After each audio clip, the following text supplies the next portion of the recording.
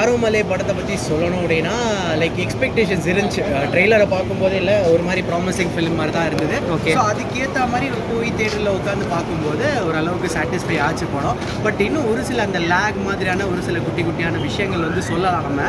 But on the whole படம் வந்து ஒரு நல்ல படம், ஒரு நல்ல ஃபீல் குட் மூவி ப்ளஸ் ஒரு ரொமான்ஸ் கலந்த ஒரு மூவி அப்படின்னு சொல்லலாம். கான்செப்ட் என்ன சொல்கிறாங்க அப்படின்னா லைக் லவ்ன்ற ஒரு விஷயம் நம்ம வந்து இதுவா அதுவா இது பண்ண லவ் அது பண்ண லவ் இந்த மாதிரி ரொமான்ஸ் எல்லாம் பயங்கரமாக பண்ண லவ் அப்படிலாம் கிடையாது. சின்ன விஷயமா இருந்தாலும் அதுவாக ஒரு விஷயம் நடக்கும்ல, அதுதான் உண்மையான லவ் தேடி வரணும் அப்படின்னு லைக் எஸ்டிஆர் மாதிரி வந்து சொல்லி ஒருத்தவங்க முடிக்கிறாங்க. நல்ல படம் தான், நல்ல வாட்சபிள். ஹர்ஷத் கானுடைய காம்போ அந்த ஹர்ஷத் கானை வந்து இந்த படத்தோட செகண்ட் ஹீரோன்னு சொல்லலாம். பட் அது சொல்லாததுக்கு ரீசன் என்னன்னா அவருக்கு ஒரு பேர் வைக்கல.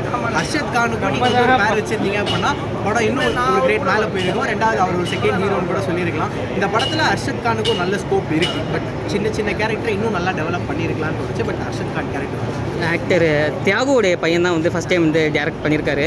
டேரக்ஷன் ஒர்க் அவுட் ஆயிருக்கா படம் ஃபுல்லாக? டேரக்ஷன் ஒர்க் அவுட் ஆகிருக்கு.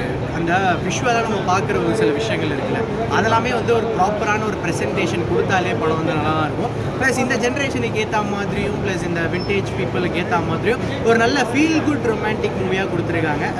அது நல்லா ஒர்க் அவுட் ஆகிருக்கு.